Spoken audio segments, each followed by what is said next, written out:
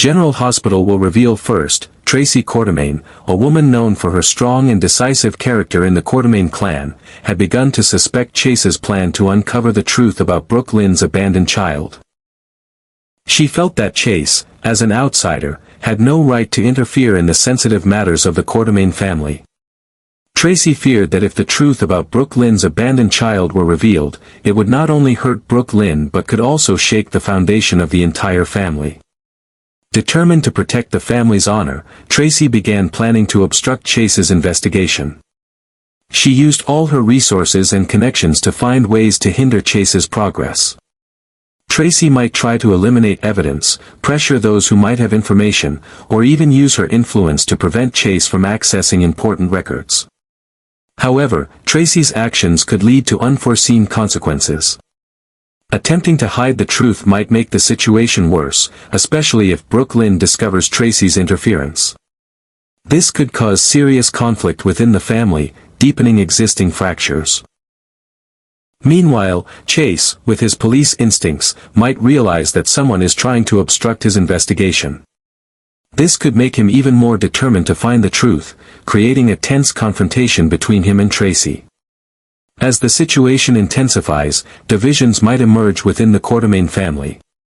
Some members might support Tracy's decision to protect family secrets, while others might feel that Brooke Lynn has the right to know the truth about her child. Ultimately, Tracy's actions, though stemming from the intention to protect the family, could lead to unwanted consequences. The truth, no matter how carefully concealed, risks being exposed, and when that happens, it could cause deeper wounds than facing the truth from the beginning. Second, Curtis felt a growing unease as he observed Jordan's recent behavior. Something about her actions didn't sit right with him, particularly her increasingly frequent meetings with Laura that always seemed to end abruptly whenever he approached. His suspicions deepened when he noticed the furtive glances they exchanged across the room at the charity gala last weekend, their hushed conversation ceasing immediately upon his arrival. Jordan had always been secretive about her work as police commissioner, but this felt different. Curtis had years of experience as a private investigator, and his instincts were rarely wrong.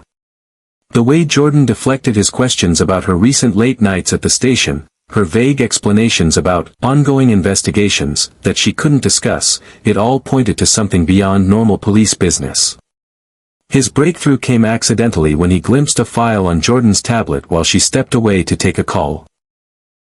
The document contained detailed information about Drew's business dealings and personal history, with several sections highlighted and annotated with notes about potential vulnerabilities. Curtis quickly took photos with his phone before Jordan returned, his heart racing with the implications of what he discovered. Further investigation revealed that Laura and Jordan had been meeting with Ezra, a shadowy figure with connections to both the underworld and certain government agencies. Curtis tracked Ezra to a warehouse on the outskirts of town, where he overheard a conversation that confirmed his worst fears. They were planning to systematically dismantle Drew's business empire and possibly frame him for financial crimes. What puzzled Curtis most was the motive. Drew had always been a respected member of the community, his business practices above reproach. What could possibly drive Jordan and Laura, both pillars of integrity in their own right, to conspire against him? The answer had to lie with Ezra, whose influence seemed to have corrupted even the most principled people in Curtis's life. As days passed, Curtis maintained his facade of normalcy around Jordan while secretly gathering evidence. Each night, after Jordan fell asleep, he would review security footage he'd obtained, track financial transactions, and piece together the conspiracy. The weight of Jordan's betrayal pressed heavily on him, not just the betrayal of Drew, whom Curtis considered a friend, but the betrayal of their relationship, built supposedly on honesty and trust. The most painful aspect was watching Jordan lie to his face daily. Her practiced smile and casual dismissals of his concerns only confirmed that the woman he thought he knew had become someone else entirely. Or perhaps she had always been this person, and he had been blind to it. Either way, the revelation was shattering his perception of their entire relationship.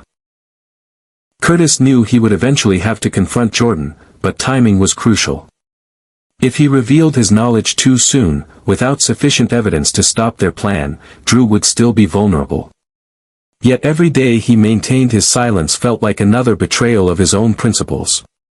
The secret knowledge stood between them like an invisible wall, transforming their home into a stage where both played their parts in an increasingly tense performance. As autumn leaves began to fall outside their window, Curtis made his decision. He would give himself one more week to gather conclusive evidence before warning Drew and confronting Jordan. Whatever her reasons, whatever pressure Ezra might be applying to her and Laura, Curtis couldn't stand by while an innocent man was destroyed. Even if it meant losing Jordan forever, some principles couldn't be compromised, a lesson he had thought Jordan, of all people, understood.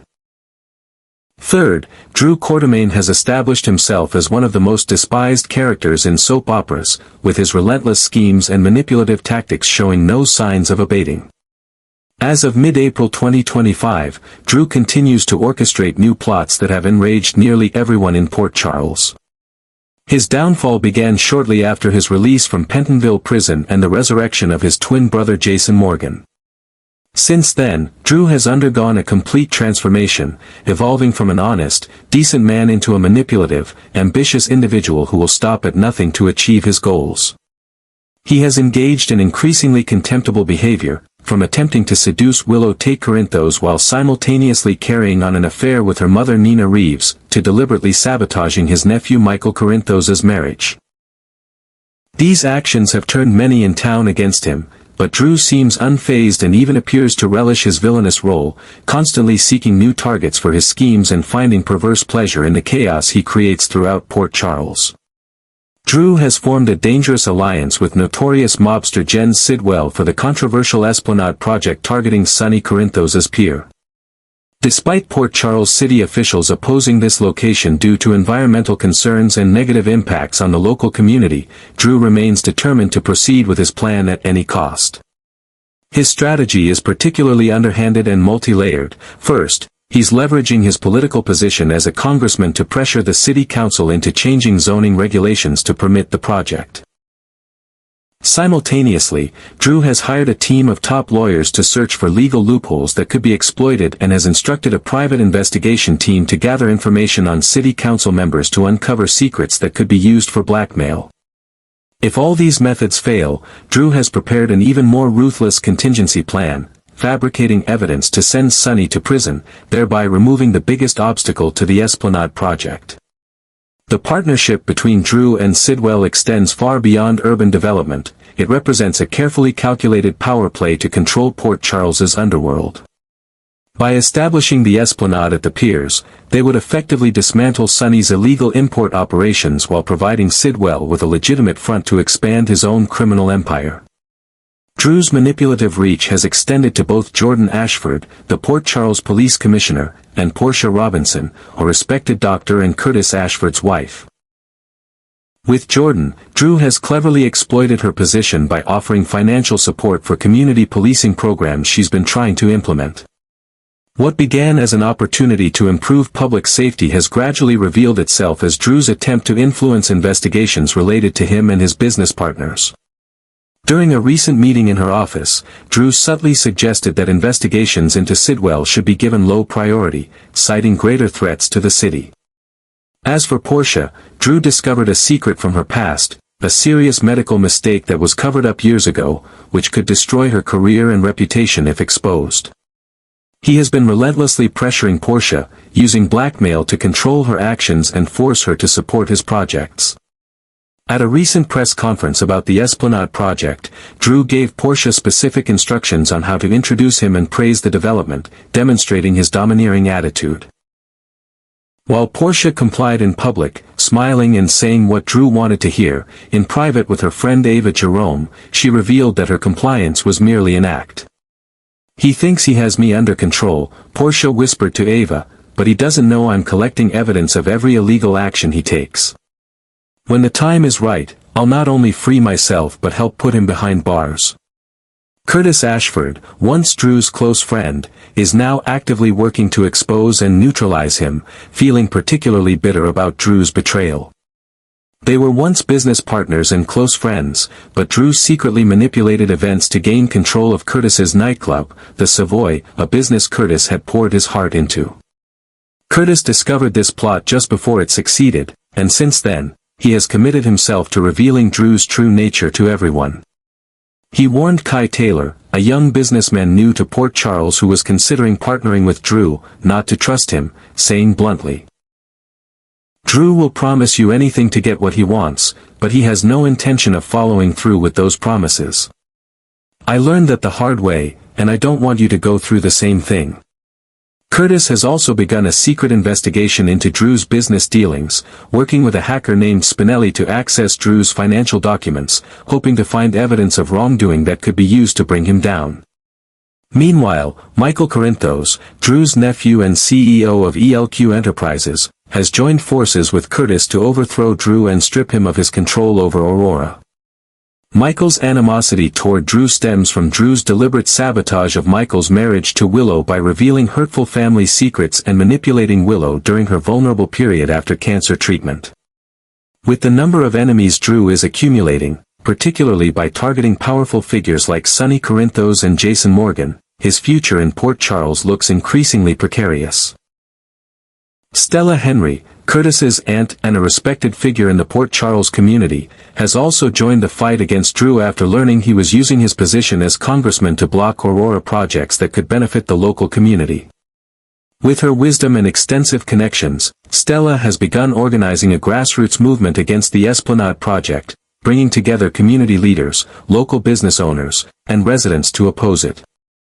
She has organized community meetings, distributed flyers, and even appeared on local radio to raise awareness about the potential negative impact of the project on Port Charles. Drew Quartermain may have money and power, Stella declared in a recent interview, but he's underestimating the strength of a united community. "We won't let him destroy our neighborhood for personal profit." As Drew's latest scheme unfolds in mid-April 2025, it may prove to be the final straw that unites all those he has wronged against him, potentially leading to his downfall and the end of his reign of manipulation and deceit in Port Charles. Finally, on a warm spring evening, Lucky stood in the small kitchen of Elizabeth's house, feeling nervous as he prepared a special dinner. The aroma of homemade lasagna, following his mother Laura's recipe, spread throughout the space, blending with the gentle vanilla scent from the candles he had lit in the dining room. Aiden, their son, had helped his father set the table before going upstairs to do homework, leaving Lucky with a conspiratorial wink that made him wonder if his intentions were too obvious to his teenage son. When Elizabeth entered the house, the fatigue on her face quickly transformed into surprise and then joy as she saw the scene before her. Lucky approached, gently took her bag, and pulled her into a warm embrace. He thought about Elizabeth's difficult week at General Hospital, facing mysterious patient deaths and growing suspicions that someone was deliberately harming people under her care. After dinner, when Aiden tactfully retreated to a friend's house for a study group arranged by Lucky, he led Elizabeth to the living room where a familiar melody played, the song that had accompanied their first dance many years ago, when they were just teenagers unaware of the journey ahead. As they slowly turned to the music, Lucky thought about all the times he had left, the pain they had endured, and the opportunities they had missed. With a determination stronger than ever before, Lucky slowly took out a small box from his pocket. Inside was not a ring, but a small compass, its face engraved with their initials and a simple message: "No more wandering." He promised Elizabeth that he would no longer run away, that he would stay in Port Charles, with their family and with her, not just for now but forever. Tears glistened in Elizabeth's eyes as she took the compass, her finger tracing over the engraved words. She thought about how many times they had found their way back to each other, about the second chances they had been given. Lucky said perhaps it was because they were always destined to end up here. He had just taken too long to realize that the greatest adventure of his life had always been his love for her. The next morning, as promised, Lucky made his commitment official. In the garden of the house where they had shared so many memories, witnessed by Aiden and their closest friends, Lucky vowed to stay by Elizabeth's side forever. As he slipped a simple gold band onto her finger, not an engagement ring, but a promise ring symbolizing his dedication, Lucky knew that this time things were different. This time, Lucky Spencer had truly come home to stay.